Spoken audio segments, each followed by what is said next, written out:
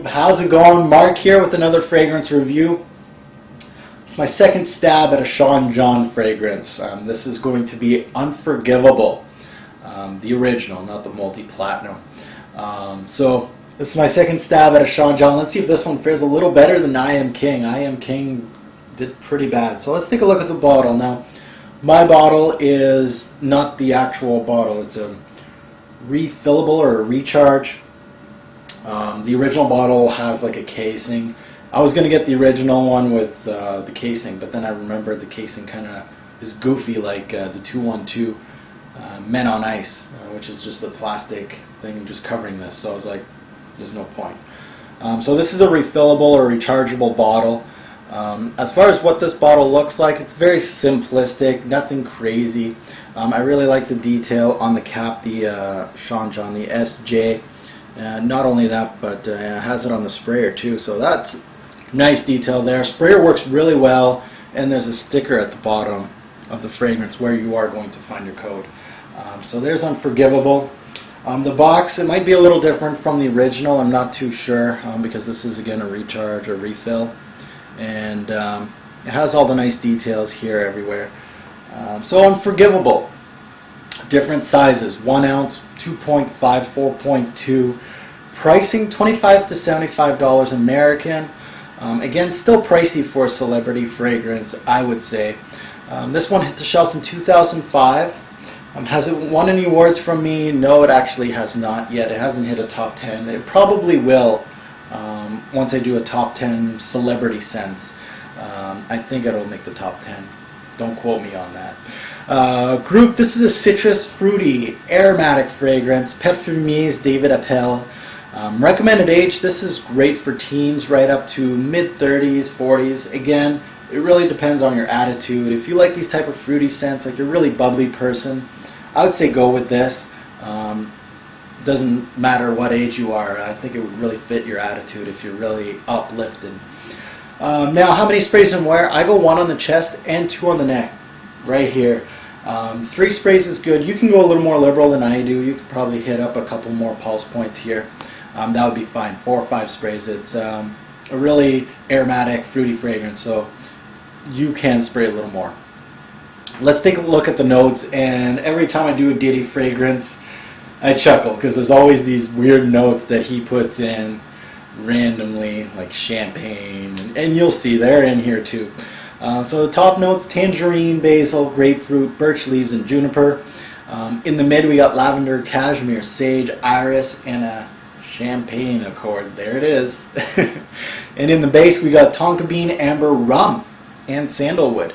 So of course the rum got me excited right away. I was like, yes, great rum.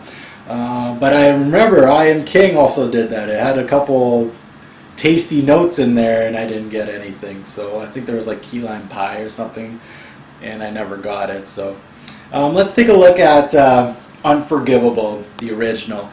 So flankers. Actually, Sean John's pretty much cashing in on this. There's tons of flankers available for a 2005 release.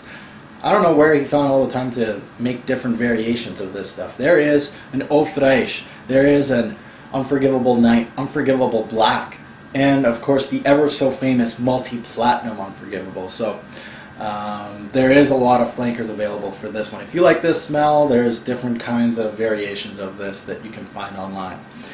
Now this is supposed to be a copy of a Creed, a Millésime Impérial. To me, it was more of a cousin than more of a cousin than a ripoff or a little brother. You need to give props to Diddy though. Like, he obviously enjoyed Millésime Impérial that much, and he wanted to share it with the world. And he knows the price tag's a little too extravagant for the common man. So he did it his own way, like he does with his music. He rips it off, gave it a reduced price tag, but enough that he can make a profit. And to be honest with you guys, as far as this versus MI, this is, to me personally, is more like a cousin. It wasn't a complete rip-off. It's not the same juice. I say it's got a little bit of DNA of MI, but other than that, it's not a complete rip-off. This actually won an award. It won a Fifi, and and which is a fragrance award show. Not only that, but I Am King also won one, so he's doing pretty good. He's 2 for 2. The name Unforgiveable, where did it come from? Diddy said it comes from this quote: "Life without passion is unforgivable." Sure, Diddy, sure.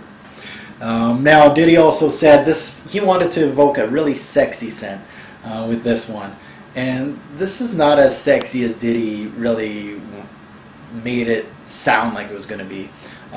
This is not a between the sheets. Like when I wear this is not a panty dropper. It doesn't, like my wife said, this is like a fun fruity scent, and she's right on the dot with that. And I say this is a fun fruity scent, much less classy than MI. I think MI is a classy fruity scent. This is more of a fun type fragrance. It's not going to get a girl quivering, let's say.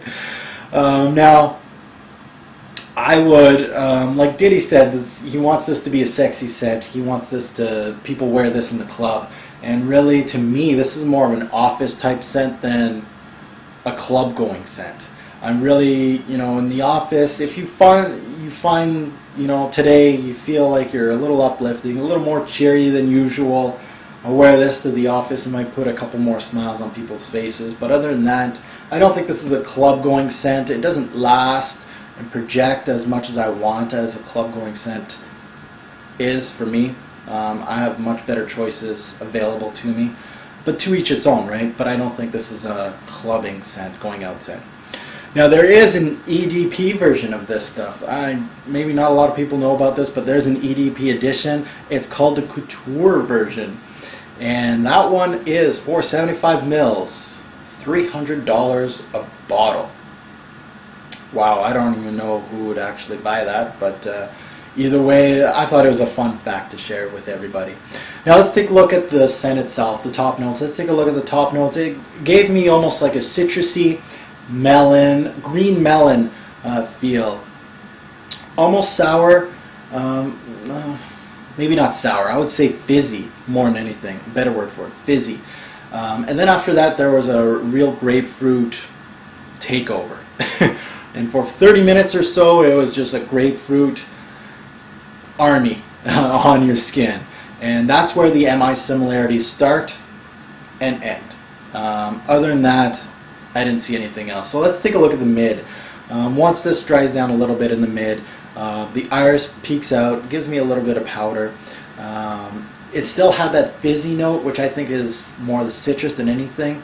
But we'll say also it's from the champagne accord that gave it a fizzy feel. So it's still there, and it gave me almost a marine aquatic note after a while. So it was really nice, green grapefruit, fruity, fizzy scent in the mid. Really, really pleasant actually.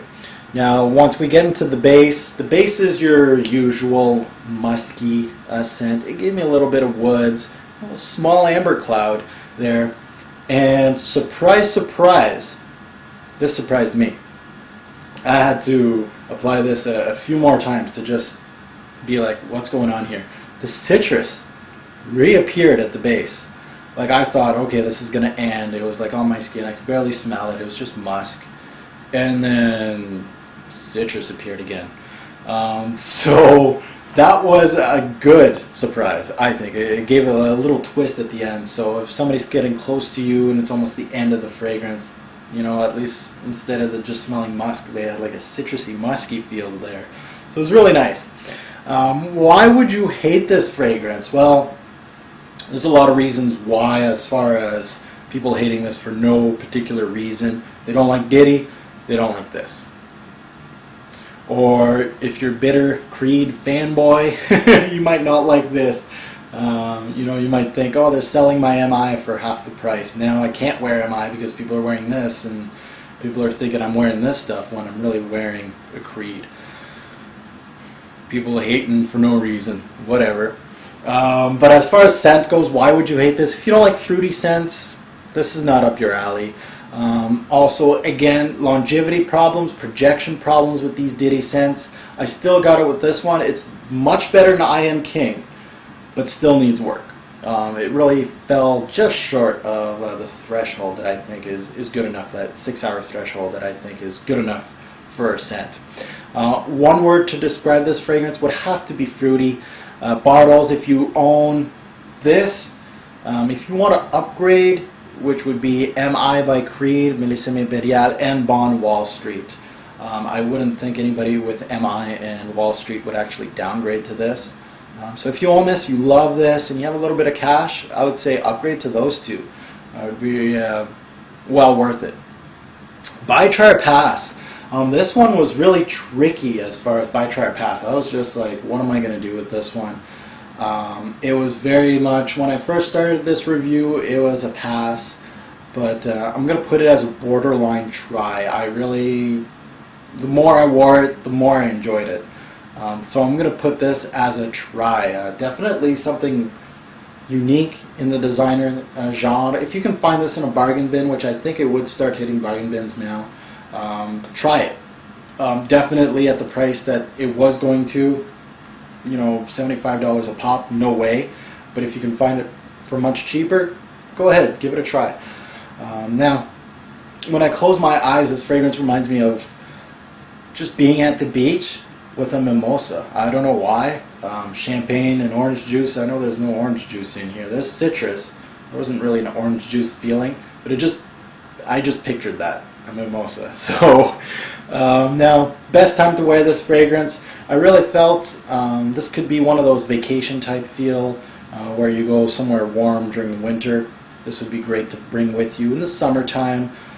Also has a little warmth to it, so you can really wear it also in the spring and in the fall. I think is that versatile.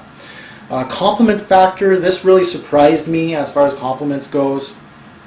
I didn't get anything outstanding like anybody asking me what I was wearing, but I did get compliments that I smelled nice. The usual compliments.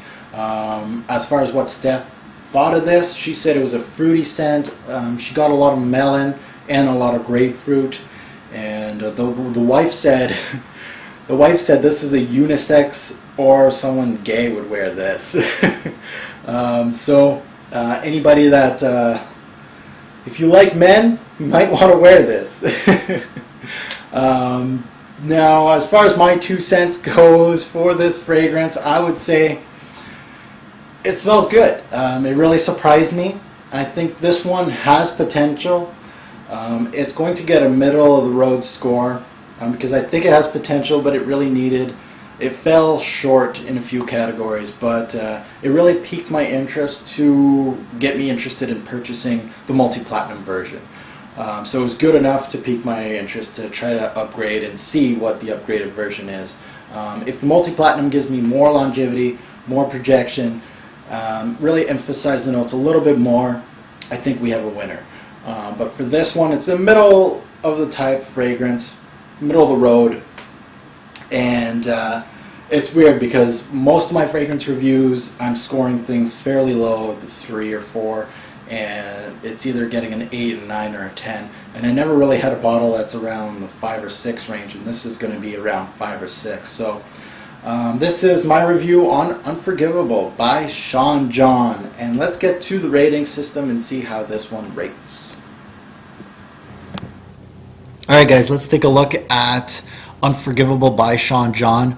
Projection, I gave it 6 bottles out of 10. It was great to start, good projection, then started to die down real fast. It went downhill from there. Longevity, 4 out of 10 bottles, 3 to 5 hours any given day. Very much underwhelming for longevity, needs a little more oomph. For versatility, I gave it 7 bottles out of 10. Not bad at all. Spring and fall fragrance that can also be worn in the summer heat.